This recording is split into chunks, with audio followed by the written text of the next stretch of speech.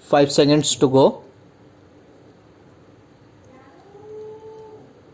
Sir, the Essential Commodities Act was passed 5 years ago, and when the minister yesterday came with an amending bill, we expected that he would give us a brief report on the working of this measure for the last few years. But unfortunately, we are kept in the dark in regard to the exact working of the Act and the nature of the difficulties the Minister is facing. Sir, as far as I know, many of the provisions of this enactment have been observed more in violation by his agents at the state level. The food minister may be very earnest, may be very able, and may be very anxious to see that the various provisions of the Act are implemented in the most effective manner at the state level, but unfortunately, his agents at the state level are not equally enthusiastic or equally anxious to observe the provisions of this enactment. The most important objectives of this enactment are to control the supply and distribution of commodities and to maintain a stable price level. In regard to both these aspects, I am afraid that the government has failed to realize the objectives in view. Some time past, when there was scarcity of food grains, attempts were made to make procurement from certain wholesale merchants and from rice mills. In my own state, I know of many instances of such procurement where, after making known that certain things had to be done and certain steps had to be taken by the merchant community, nothing was done later on by the government when they found that these very orders of the government were violated. As a result of the violations, there was a consequent rise in the prices of food grains. In respect of other commodities like iron and steel, paper, etc., we see a lot of speculative activities, but the provisions of the Act have not been brought to bear on them.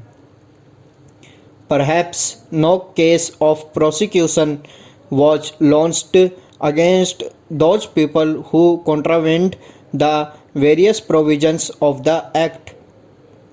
We are interested to know in how many cases the government have taken steps to prosecute individuals who have violated the various sections of the Act.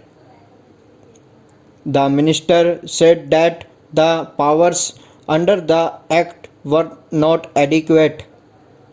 We sympathize with the food minister, but I want to know what action has been taken in this regard by the various state governments. In regard to the amending provision, I want to know from the minister what would be his difficulty even if minor offences are taken to courts of law. For instance, the Motor Vehicles Act deals with various offences, both major and minor, and various minor offences under the Act are taken to courts and people are prosecuted. What is the difficulty in taking these cases of a minor nature to courts of law? There, the people will have some safety that they will get a hearing, and if the offences are really offences, then they would be prosecuted. otherwise they will be acquitted. Here the minister says that there should be a security deposit. If there is a violation of a particular provision of the enactment, then the executive authority will have the power either to confiscate a part of the amount or the whole of the amount. We are clothing the executive authority with more powers. I do not grudge giving powers to the executive authority provided they are used properly and effectively and in a most fair manner.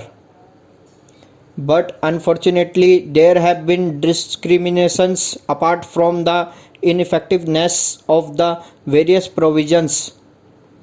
Wherever these provisions were used, there had been discriminatory use of these provisions against a few or in favor of a few. Normally, when officers are clothed with more powers, there is large scope for corruption. I feel that it would be desirable to avoid such malpractices, and it would be desirable, I think, that even for minor offences, the parties should have a chance to defend their actions. I do not think that this problem of dealing with minor offences will become complex or complicated in any way if we take them to courts of law. I want a reply from the minister in what way he is suffering from a handicap in dealing with minor offences or offences of a technical nature. The honorable member made the point that even if this thing was acceptable to the House, he did not know what amount would be demanded as security. So, the minister should tell us what amount is normally expected from a licensee in all cases and what the offences are which are of a technical or minor nature which he has in view. We are not told which are major offences and which are minor offences. Clarifications on these points are necessary. I wish that the act which came into effect long ago was implemented properly. I know that the minister here is very earnest in implementing it, but his colleagues at the state level and at the central level are disappointing him.